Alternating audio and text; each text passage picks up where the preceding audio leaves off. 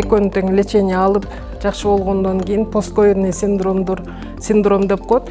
Кээ бирөөнүкү 2 жума, кээ бирөөнүкү 2-3 ай, 4 айга чейин посткоидный синдром эми азыркы адамдардын көп эле түшүнөт.